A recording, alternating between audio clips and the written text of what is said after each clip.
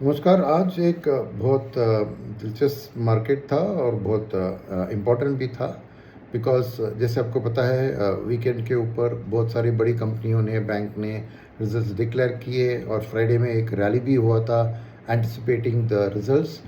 और रिजल्ट्स भी हमें पता है कि by and large decent result था। फिर भी आज मार्केट ने बहुत अजीब तरह से रिएक्ट किया क्योंकि अगर बैंक्स की बात उठाएं, एचडीएफसी बैंक ने 5% प्रॉफिट इंक्रीज़ किया, फिर भी 5% स्टॉक नीचे गिरा। एक्सिस बैंक ने भी 5% गिरावट दिखाई, दो 23% का उनका प्रॉफिट का इंक्रीज था।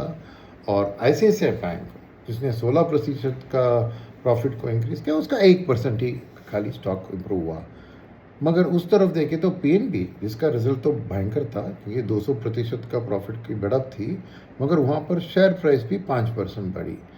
तो और फाइनली जो दिग्गज की रिजल्ट थी रिलायंस, जहाँ पे रिजल्ट ठीक ठाक थी क्योंकि उनकी ऑयल टू केमिकल्स वाली जो कोर बिजनेस है उनकी और उनकी टेलीकॉम बिजनेस, दोनों में प्रॉफिट की ग्रोथ अच्छी थी। खाली रिटेल में जो इन्वेस्टमेंट फेज में है उनका, उसके कारण थोड़े प्रॉफिट में ये थे। तो रिलायंस इंडस्ट्री का स्टॉक भी करीबन फ्लैट टू नेगेटिव था।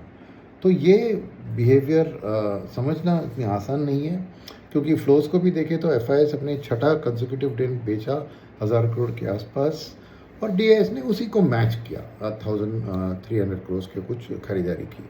तो इस हिसाब में देखें तो लार्ज कैप इंडेक्स का आज 40 बेसिस पॉइंट्स गिरावट था। तो मेनली ये प्राइवेट सेक्टर बैंक की परफॉर्मेंस आज बहुत ख़राब थी ना, उस इंडेक्स में 2.25% की गिरावट थी। और ब्रॉडर मार्केट में देखें तो परफॉर्मेंस बेटर थी इससे, क्योंकि एक तरफ मिड कैप और स्मॉल कैप और माइक्रो कैप आधा से 1% की बढ़त दिखा रहे थे। और कारण इसका था कि एक पब्लिक सेक्टर बैंक जहाँ पे ज़्यादातर bank mid cap small cap space में है, उनकी इंडेक्स आज 2.25% बढ़ी। और नीडी जो नॉन इंस्टीट्यूशनल डोमेस्टिक इन्वेस्टर्स ने आज थोड़ी खरीदारी की है, इसलिए ब्रॉडर मार्केट में थोड़ा सपोर्ट मिला बिकॉज डीआईएस का एग्जैक्टली ऑलमोस्ट मैचिंग एफआईएस की सेल्स थी उनकी खरीदारी। तो इसमें एडवांस डिक्लाइन रेशो थोड़ी टिल्ट थी इन फेवर ऑफ एडवांसेस, 1500 ऊपर 1400 नीचे। और वॉलेटिलिटी इंडेक्स भी आज ठीक ठाक थी 13 के आसपास।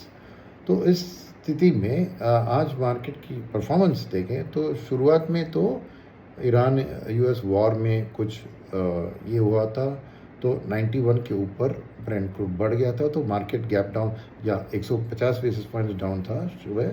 उसके बाद धीरे धीरे रिकवर हुआ क्योंकि उधर भी खबर आई कि ईरान अभी थोड़ी टॉक्स के लिए तैयार है, जहाँ की उसके नेशन के इंटरेस्ट को प्रोटेक्ट करेंगे, तो वो टॉक्स के लिए तैयारी करके खबर आई। तो वापस ऑयल उस 91 से वापस 77-78 के लेवल पर आ गया था। नहीं सॉरी 87-88 लेवल के आसपास। उसके अलावा मैक्रो में कुछ खास आज नहीं था in terms of dollar index 14 basis points बढ़ा, तो रुपी भी 16 बेसिस पॉइंट्स गिरा, वो मैचिंग था। और बॉन्ड यील्ड्स भी यूएस और इंडिया में दोनों स्टेबल थे। तो यहाँ पर देखें तो इस दोनों प्राइवेट सेक्टर और पब्लिक बैंक इनको छोड़कर बाकी सब इंडेक्स आधा से 1%, फार्मा में थोड़ी 1.5% की बढ़त थी डिफेंस के कारण। तो ऐसी हालत में आज कुछ और भी खबर आई जो मैं शेयर करूं आपके साथ। कि पहली है कि आज अल्ट्राटेक सीमेंट ने अपना रिजल्ट डिक्लेयर किया और अच्छा था, 16% उनकी सीमेंट बिजनेस की प्रॉफिट्स ईयर ऑन ईयर में बढ़ी है। और गवर्नमेंट ने भी कुछ डेटा माइनिंग और इंफ्रास्ट्रक्चर के बारे में डिस्कस किया। सो 5% इंडस्ट्रियल ग्रोथ था, जिसमें मेन कारण ये था कि सीमेंट, इलेक्ट्रिसिटी और आयरन ओर, ये तीनों की अच्छी प्रोडक्शन की आउटपुट रही। सीमेंट और इलेक्ट्रिसिटी की और करीबन 10% और आयरन ओर का 44%। मगर crude oil, natural gas, refinery product की प्रोडक्शन और फर्टिलाइज़र की गिरावट के कारण ओवरऑल इंफ्रास्ट्रक्चर में 5% ग्रोथ।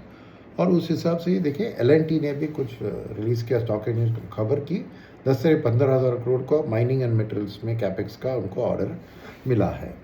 और फाइनली एक और खबर थी जो स्टॉक मार्केट के निवेशक के लिए उतनी अच्छी नहीं थी, क्योंकि एंटिसिपेट कर रहे थे कुछ पॉजिटिव इसमें। जैसे गवर्नमेंट ने एफआईएस के लिए एलटीसीजी डेट को हटा दिया था, तो खबर फैली हुई थी कि एलटीसीजी इक्विटी भी हटेगा। आज उन्होंने पार्लियामेंट में क्लैरिफाई किया कि ऐसी कोई उनकी प्रपोजल नहीं है और ये बजट टू बजट ही रिविजिट करेंगे।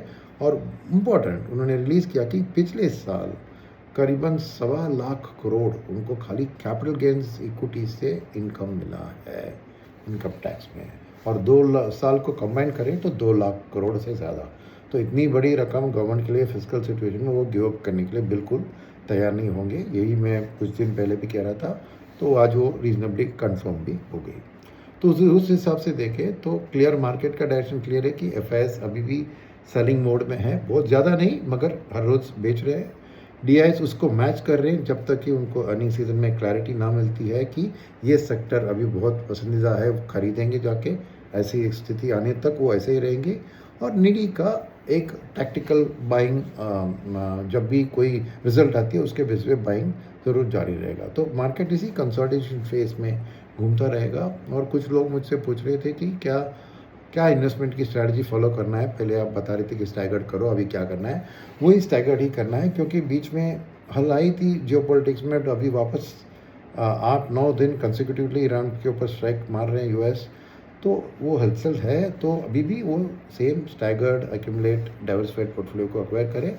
खाली मेरी सोच है कि ये जो प्राइवेट बैंक की आज रिजल्ट जो कल परसों में आई और मार्केट का आज नेगेटिव रिएक्शन, थोड़ा मेरे लिए वो एक बाइंग अपॉर्चुनिटी लग रहा है, बिकॉज मीडियम टर्म में मैं banking and financial services space को पॉजिटिवली देख रहा हूँ।